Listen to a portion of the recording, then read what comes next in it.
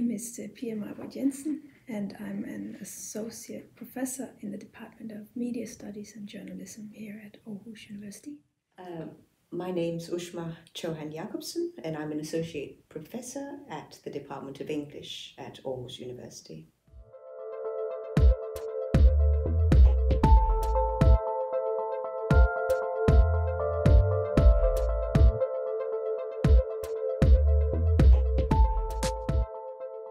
There were three types of audiences that were quite instrumental in why and how the series traveled around the world. The first group was the group we called the gatekeepers, which were international broadcasters, international distributors, because they were somehow gatekeepers to the different markets that the Danish series moved into. Then the second group were what we call the cultural intermediaries, which are the journalists writing about the series in the respective countries, bloggers blogging about the series, and so forth. So the cultural intermediaries were instrumental in creating a hype. And then, of course, the third group of audiences is what we usually understand by audiences, meaning you and me, regular audiences watching our television on a Saturday night. Well, overall, there were like 4 topics that clearly emerged that somehow captivated the audience. And one was the authenticity that viewers saw in the series. Another one was an emotional proximity that they felt towards the series. And the third topic that was commented upon was the gender, the portrayal of gender in the series. And the fourth topic was the Nordicness of the series in like when it comes to how they looked, like the cityscapes and the landscapes and the people. I think that authenticity was also expressed in contrastive terms in the sense that they were not like what you see coming out of Hollywood. Mm-hmm. Which were then, that contrast was constantly made, that these series were authentic, these people are real, they have real life problems like I have. They look real. They look real. Like I do. They don't wear stilettos in the kitchen, for example, right? And I think another thing that resonated with many audiences, male as well as female, was they saw gender a lot in them. I don't think Danes realized that when we watched them, but just the fact that gender was never a topic, but there were women in strong positions. It wasn't only the strong women or the women who were trying to juggle career and family, which is really a key that goes through many of these series. Not only a portrayal of these struggles that women have everywhere, irrespective of where they're living, but also a view of men. Mm-hmm. Men as sentimental, men as not being able to take decisions, men as people who were vulnerable, men who took care of children. Like a fourth thing that also cut across countries was they saw somehow the exoticness of the Nordic countries. Like they were watching, interior design, how we live and how we look maybe a little bit different to other places, both our physique, but also very much the way we just, the colors, the landscapes, the cityscapes, most importantly, maybe with the Danish series that we're talking about, it was more the cityscapes. And this Nordicness and I think most audiences also look up to the series because they came from the Nordic countries, and Nordic countries are seen as progressive. Hence, the series must be progressive as well. So they also read their idea of the Nordic countries into the series, I would say. Mm-hmm. Whereas the Danish audiences we talked to didn't see the series as very progressive, actually. They were actually talking about, for example, females being stereotyped in the series.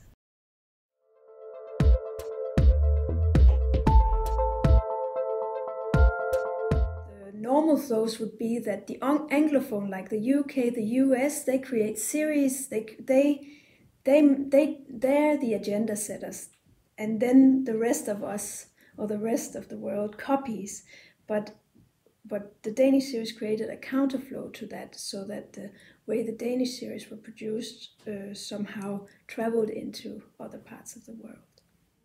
We knew there was something happening, and of course the Danish press had also started writing about the fact that Danish series could now be sold to markets that we had never sold series to before.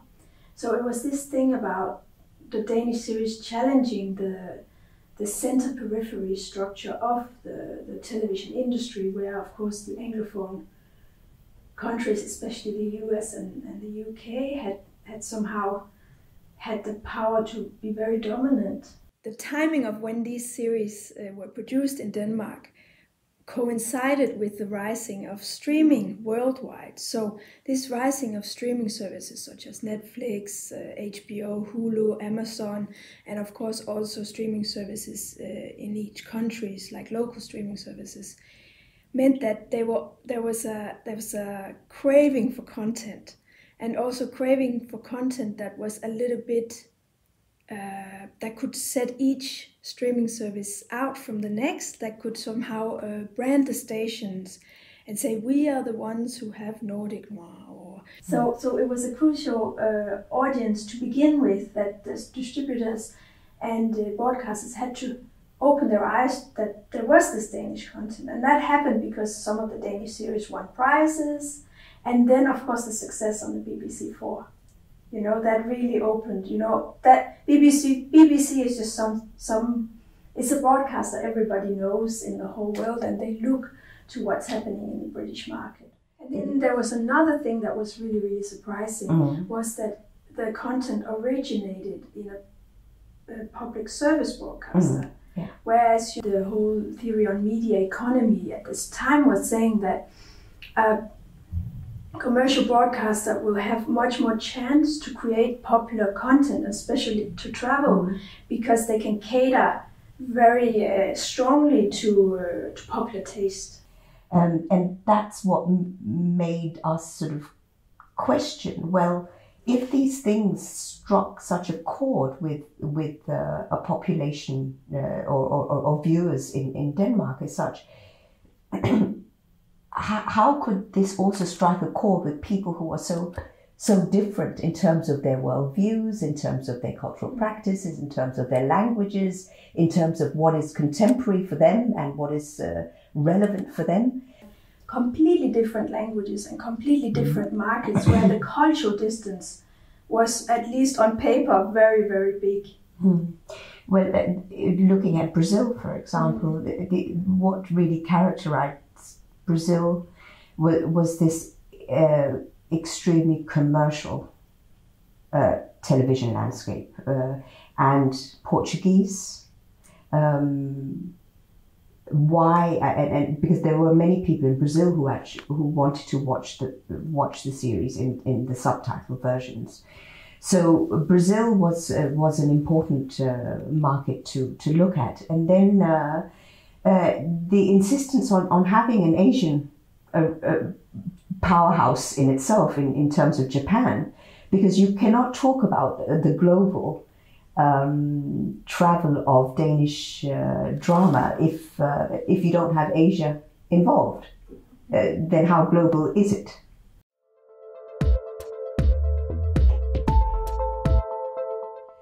Connections between, for example, the hype that's constructed in newspapers in the UK, and how that sort of travels to what a buyer or a gatekeeper in another country would be reading, and is then influenced to actually acquire these drama series. And then they know someone else, a friend, who then is a blogger, who then blogs somewhere else in the world, and that blog is then read by someone else who is interested in Nordic drama series, for example, in a fifth place in the world. So it was really to try to map all these linkages all over the world between different types of actors who exert some sort of agency in different capacities. I would say it has. Denmark has definitely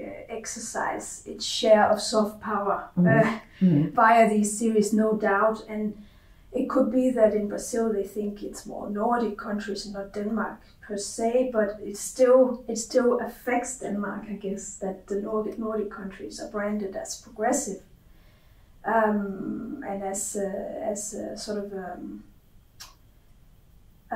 creative powerhouse for the industry. So definitely, and I think that people, if you're looking at it from an industry perspective, of course the industry knows it's Danish. They know it's not Norwegian.